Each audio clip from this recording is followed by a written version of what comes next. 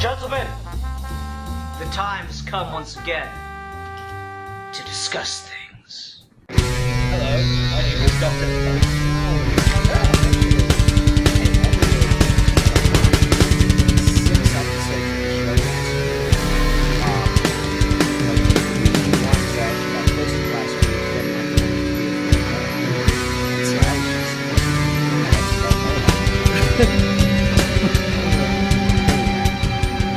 Ready to go ahead and get started? Yep. Alright. Hi everyone, welcome to another episode of Geeky Gentleman Character Discussions. I'm Sid Partu, aka Ian Harrington. Joining me today is the one and only, the Deadpoolist of Zillas, Deadpoolzilla. Hello, everyone. Hi. So, Deadpoolzilla picked the character we're discussing today, and let me give people a little look behind the veil here. So, God. He messaged me, he's like, hey Ian, do you want to do a character discussion on the Penguin? And I was like, not really, because I don't know what the fuck I'm going to have to say about the Penguin. And so, he's like, oh, okay, never mind. And then like a week later, he's like, I know you weren't feeling the Penguin, but I really want to talk about the Penguin. So, Deadpoolzilla, why do you really want to talk about the Penguin? I mean, aside that he's okay, this is one of the most controversial things I've ever for in terms of Batman. He's my favorite Batman villain. What? Yeah.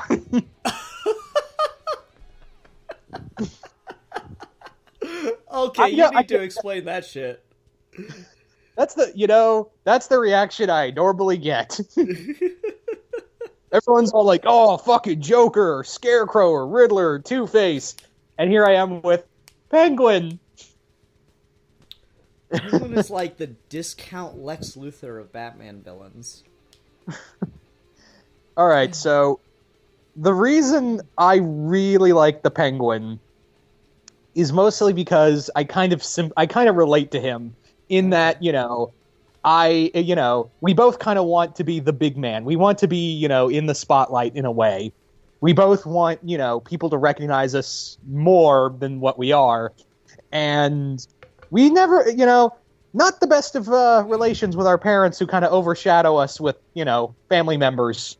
Okay. The other, yeah, I mean, I kind of suffer from this, from this major insecurities.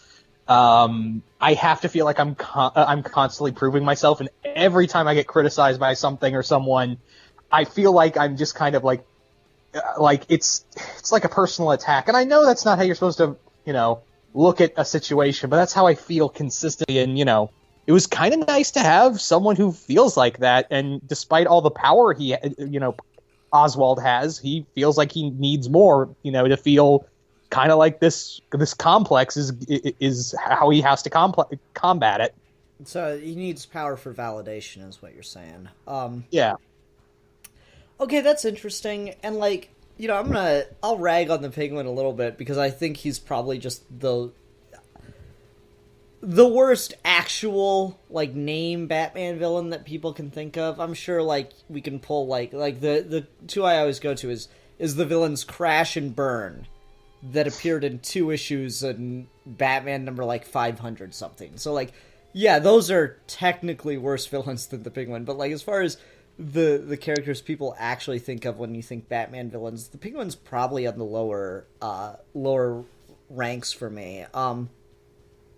That being said, he's still a Batman villain, which probably puts him above most A-list villains for other DC heroes, I guess Penguin's right in that middle ground between A-list and B-list Batman villains. He's the A- of Batman villains. And then you get some of the more obscure ones like Firefly and whatnot. But Penguin's still, he's in that echelon certainly. And I don't know, like, there's moments with him that I really liked. When you asked me to do this, I was like, okay, I need to go read some Penguin that I like so I can get in the right headspace. So that's why I need a little time to do this, because today I sat down and I reread Penguin, Pain and Prejudice, and Joker's Asylum, The Penguin, which are, for my money, the best Penguin stories. Though I think definitely. Pain and Prejudice gets a little ridiculous, but Joker's Asylum I really, really like. I think Joker's Asylum was a whole mixed bag, but the Penguin issue was really, really good. Hard to imagine that was like one of Jason Aaron's earliest things. We talked about this on the top 10 comic writers, and I think Jason Aaron's just been around forever at this point. But yeah, that was like 2008 or so. I think that's what the cover date was. So yeah, that's just a really, really good story about how vindictive and evil a person the Penguin is.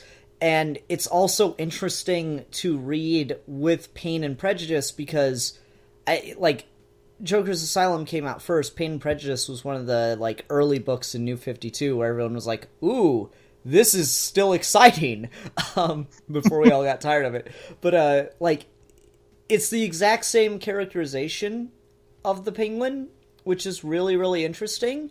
In Joker's Asylum, he sees a chef laugh, and he thinks that the chef is laughing at him.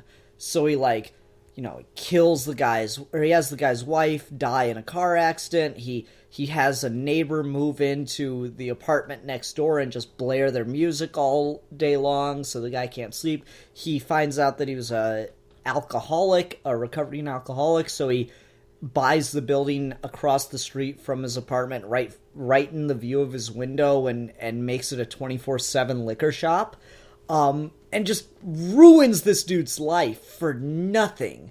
And then Pain and Prejudice, some dude bumps into Penguin at the Iceberg Lounge, and Penguin does the exact same thing. He has the guy's parents killed, and he just sits there and explains it to him. He does you don't see any of it happen. He just sits there and tells him that I've done all this to you now. And some bum is going to inject a hypodermic needle full of drug-filled hypodermic needle into your wife's arm right about now. Yep. That is really, really fucked. And I guess for me, the thing that makes a Batman villain is they have to be a reflection of Batman in some way, shape, or form. And Penguin is Bruce Wayne corrupt. Yeah, Penguin is if Bruce Wayne used his resources and his status in society against Gotham. And, the only problem with that being, Penguin's shtick is, for a while there, it was Black Mask's shtick, too. So, ask me which Batman villain I like more, Black Mask or the Penguin. Black Mask? No, just ask. Just ask me. I said Black Mask. No, just ask me, though. But just ask me. Black Mask? No, just ask me which one I like more, Penguin or Black Mask. Just ask me. Just ask me the question. Ian, which one do you like more, the Penguin or Black Mask? Okay, Ian. Who do you Black Mask! Ow. R.I.P. headphone users. Sorry. I couldn't resist. The other thing, when we're talking about, the corrupted version of Bruce Wayne, Penguin is when you want to talk about just not only mentally, he's the corrupt version of Bruce Wayne, he's also physically, obviously, he had his family name was everything, and he kind of squandered it and killed his own brothers, just because they spited him so much. They hated him so much, and he took he essentially murdered his own brothers, and he's not even on a physical level. He's this fat little, pointed nose little creep. Mm-hmm. But he keeps his mind sharp, and he even says in the Pain and Prejudice comic, he's basically the one thing that's going to keep you alive is survival. and the best way to survive is think your way out of it. Yeah. I really like that aspect of him. He is this little, like, scheming bastard, and that's what makes him really scary. I also really like the twisted, creepy relationship he has with his mother in that book. So those are all... That was the one complaint I have. It felt a little too Norman Batesy for me. I don't care. I liked it. That's one of those things. I had no interest in the Penguin. Adding that relationship with his mother made him more interesting to me. So this is and I absolutely love Pain and Prejudice. Not to turn this into a review of it, but that title is damn perfect. Because the Penguin is a character who exists through pain, and his pain is dealing with prejudice. I really, really like that. That's just good. Like, the Penguin wouldn't be a villain if the world was just a better place. Yeah. The other just side note, like, Chuck Houston, the guy who wrote it, he wrote some really cool stuff in Batman the Dark Knight. Like, you really should check out his Mad Hatter story. Batman the Dark Knight. Yeah, it was the New 52. It was first written by, what's his name? Oh, Finch. Okay, yeah. After Finch left the book, he took over and did some really cool shit with, like, Clayface, Man-Bat, and Mad Hatter. Okay, I'll have to read that sometime. I didn't realize David Finch... anyone did that after David Finch. What's something else with the Penguin? Okay, let's talk about this, because this is the thing... I'll just never fucking get why anyone ever thought this seemed like a good idea. Even in Pain and Prejudice, I don't think it really works. The fuck with the army of penguins, man. The army of penguins with fucking rockets on their back. I think I feel like it was just like a fun little callback to Returns. But like, even in Returns, it's so stupid.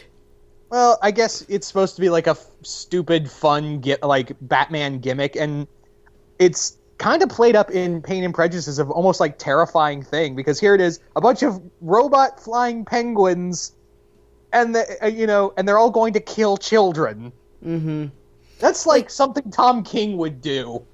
Yeah, maybe. I don't know. It's just that thing, like, it's so weird. It is so just unquestionably weird, and if it came out of the 60s, I'd be okay with it, but the fact that, like, the only person who seems to have originated this idea was Tim Burton, and it's weird that it's stuck in the same fucking way as the Catwoman resurrected by cats bullshit has.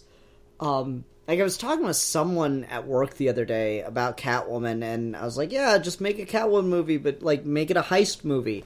And she goes, well, how would you work the resurrected by cats into a heist movie? I'm like, because it's not a fucking part of this character. And it always pisses me off. It's so stupid. So I don't know, just one of those things, like, the imagery is just, it's so 60s, but it's in such a fucking dark, weird movie. I never liked it. I was never willing to buy it. It always just seems stupid to me. Yeah. Yeah. I mean, okay. Even as a fan of the Penguin, even I'm like, Returns, not great. But I don't know, like, it's kind of funny, because Returns was actually the first Batman movie I ever watched as a kid. And I know it was I don't know what was wrong with my childhood. A lot of things. I think we found the source of where things started to go wrong. Batman Returns was my first Batman movie. Yeah. Let me ask you this then, in regards to Returns. Did you like Danny DeVito's portrayal, or do you prefer the kid in Gotham, or what's his name from 66? Burgess Meredith, is that it? That doesn't sound right. Who's your favorite live-action Penguin? Let's put it that way. I really dig Gotham's Penguin, because it feels like the Cobblepot I really enjoy. Mm-hmm. But DeVito just is like, it's so ridiculous, it's fun, but I will have to say Gotham's Riddler. Penguin. Ugh. Okay. I haven't watched any of Gotham except for the first episode. So, like, I kind of know what Penguin's up to, though, just because of how his character works in that first episode. And he jumps out of the water and bites the guy's face. And that was strange.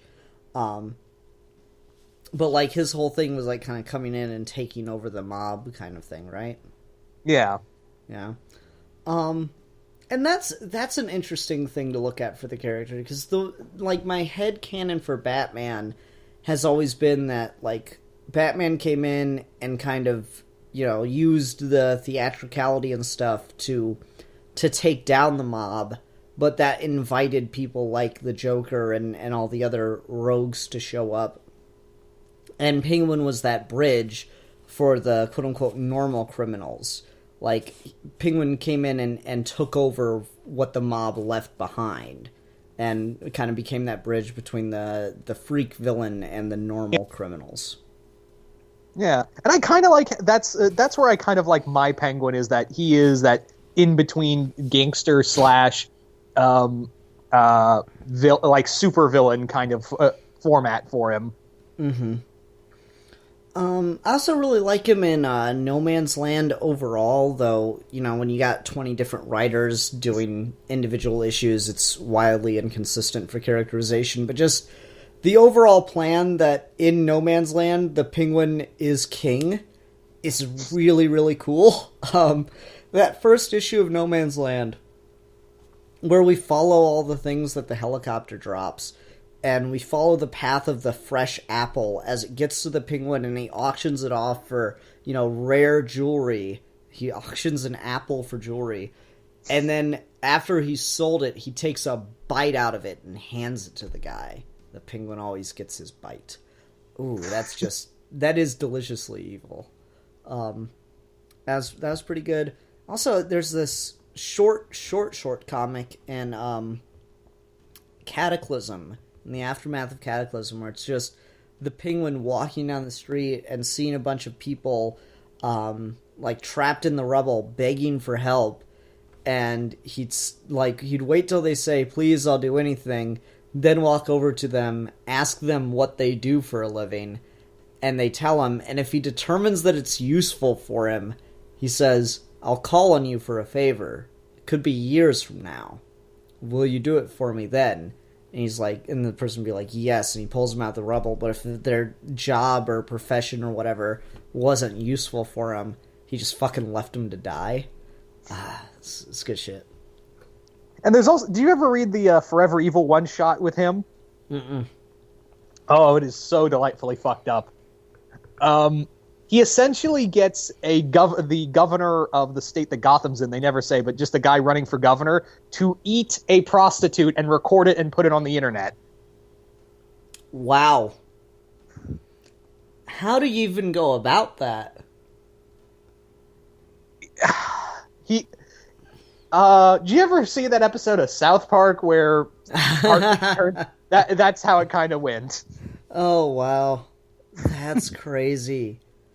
That is so crazy. I might have to go hunt that down. The other thing, like, with this is that, that's what I kind of dig about Penguin, and the same reason why I really dig Kingpin, is that they don't have to hurt you, physically. They can just pull a string and just, with that, just unravel your life. Yeah, and see, I guess for me, that's the thing, is, like, I like Penguin's shtick, but it's been done better. Kingpin just does Penguin's whole shtick better, and he can also kick your ass himself.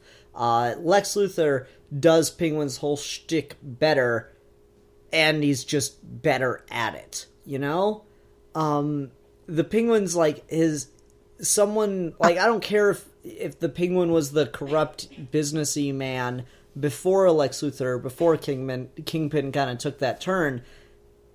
Like, they may have stolen his act, but they improved it, kind of thing, Yeah. That's kind of where I'm at with him. Like, there are things I like about the Penguin, and I think he'll do things a little more particularly twisted than Luthor or Kingpin. But I feel like that's just because he's in Gotham, and you kind of have to get the point across. Yeah. Okay. that's what I It's kind of the one little thing is that Kingpin does Penguin stuff better, and so does Luthor. But I don't know. There's just such a like Penguin's willing to go that extra level, even more so than Wilson or Lex, to like just break you emotionally and mentally. He will go that extra limit just to even like something that I don't even think Kingpin or Lex would do. Like I said, make a governor eat a prostitute. No, I agree with that. Like, Kingpin will choke the shit out of you and leave you for dead, or he'll fuck your life over, but not overly dramatically. The Penguin will destroy everything in your life, out of malice, you know? Lex Luthor will manipulate people to do what he wants, but he won't destroy someone just because he's annoyed with them, you know? So I'll give him that. He is much darker about it, but that just might be the Gothamite in him, you know? Yeah. Here's an odd question. Okay. What do you think the other Batman villains think of the Penguin? I think most of them like Joker doesn't seem to give a shit about him, and in fact, Penguin's like, yeah, he freaks me the hell out. I kind of imagine he's got like a working relationship with Riddler and Two-Face, but that's about it. Everyone else, he's just like, fuck him. Yeah, it's always weird to see that him and Catwoman together, and that's another Burton thing, but it works better just because it feels more natural that. The Fence and the Thief would have a working relationship as the Batman Rogues Gallery goes.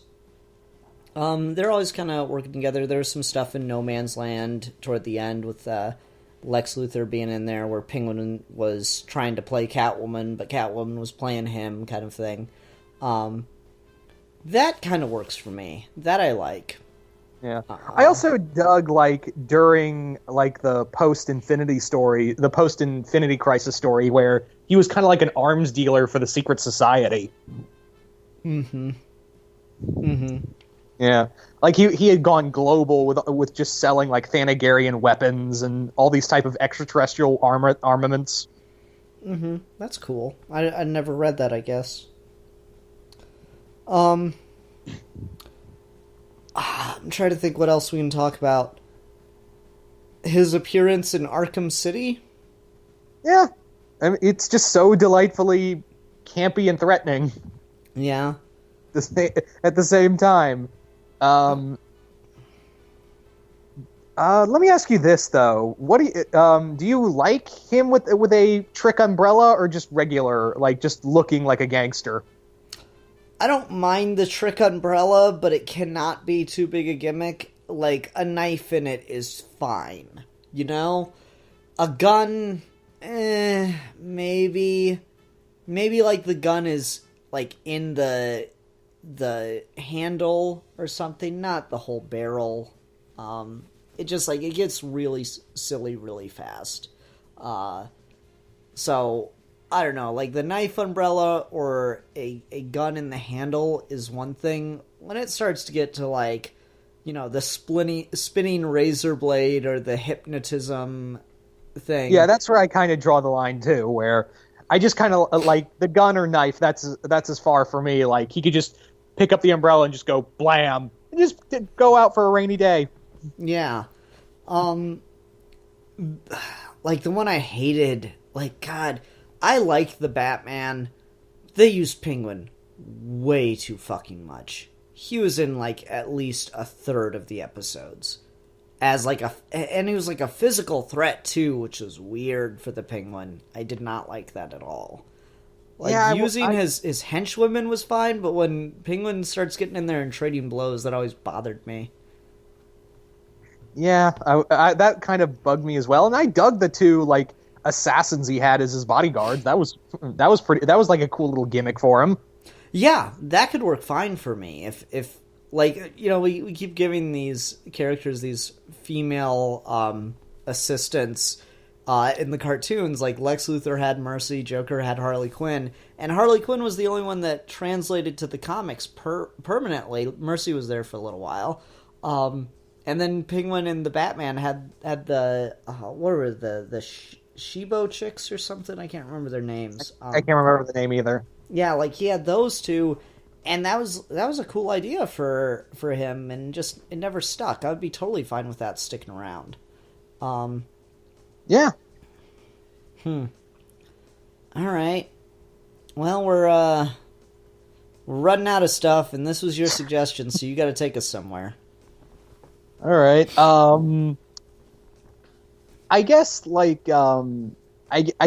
one thing I've kind of noticed is that why people don't dig Penguin is that he's not there's not a lot of big memorable stories with him. But on the other hand, I'm like, well, what about Riddler? There's not a lot of memorable stories with him, and yet he seems to get a lot of love. Yeah, that's fair, and I really like the Riddler, but I will agree there are very few good Riddler stories. That being said, the Riddler as a concept just feels more versatile than I think the Penguin does. The Riddler's gimmick is much more well-defined than the Penguin's. Pain and Prejudice and Joker's Asylum are the only two stories I can think of where the Penguin operates on that I'm going to fuck your life kind of mentality. Whereas Riddler, good or bad, does his shtick, you know? Yeah, okay. So, like, even in the poor Riddler stories, like, you still have this notion that he's a super genius, which puts him on a level field with Batman. So, I don't know, that whole thing just kind of works. All right. I guess, the other thing is that he's not real. He's a little different from most Batman villains in that he's not obsessed with Batman. He's more like, yeah, I just want money. If Batman shows up, I'm gonna fuck him up, or try to. Mm-hmm. Yeah, I like that he's not obsessed with the Dark Knight, though he gets really, really vengeful. Excuse me. One of the things in Pride and Prejudice that I was a little... Pain and Prejudice, that I picked up on and I found interesting is Penguin really, really hates Batman because he wears a mask. So he can't overwhelm him physically, even with all these bodyguards and stuff he hires, these thugs. And he also can't fuck his life because he doesn't know who the guy is. And not only that, he hates him because he's the moment he shows up, all of the respect or fear he builds around him is instantly taken away. Mm-hmm. Yeah. Okay. Here's gonna be a really, really fucking random one. This gives you a sense of how hard I am working to pull. When it comes to the Iceberg Lounge, do you like it to actually reflect an iceberg, even though that has fucking never happened in any club ever? Or do you like it to just be like a normal club that's maybe, I don't know, white? I kind of prefer it being like a normal club, but it has a kind of Arctic setting, kind of something akin to what they had in the animated series. Well, that had a fucking lake and an iceberg in the damn thing. No, didn't they alter it in New Adventures, or maybe make it's it look the other way around then? Yeah, I could have sworn there was a fucking iceberg in both versions of the series. The iceberg thing, the literal iceberg thing. I'm like, no. Yeah, it's just like the umbrella thing. It's just things go a little too far, and I cannot get behind that. Okay. Well, I'm out of stuff to say on the Penguin. So you want to just talk about recommendations? Yeah, and I'm gonna steal the good ones. So I'm gonna go with Joker's Asylum Penguin, Pain and Prejudice, and I guess play Arkham City. Yeah, I would say that as well. Also, the New 52 one-shot, the Forever Evil comic. Also, the stuff from No Man's Land and Cataclysm, just the parts with the parts with him, of course. And I would also, if you can find it, the graphic novel by John Ostrander, The Penguin Triumphant, which is the comic is that Penguin attempts to give up a life of crime, and he goes to Wall Street and quintessentially becomes a Wolf of Wall Street because he's so good at counting money. He just starts he legitimately starts taking businesses, and Batman can't do a thing about it. But at the same time, Oswald starts getting bored with it all because there's no real challenge. Interesting. Okay. Well, I think that'll do it. Dipplezilla, thanks for suggesting this. I had fun talking about this character, if nothing else. Yeah. If we do this again, I got another character suggestion we can get together on. Yeah, sure thing. All right, everyone. This is going to be interesting, because if you thought we were drawing straws with Penguin, this is going to be fun. Zim! Sometime down the line. All right. Everyone, thanks very much for watching. Until next time, I'm the Philosopher. I'm the Don Juan of Comic-Con. And we are your geeky gentlemen. And we will be discussing things.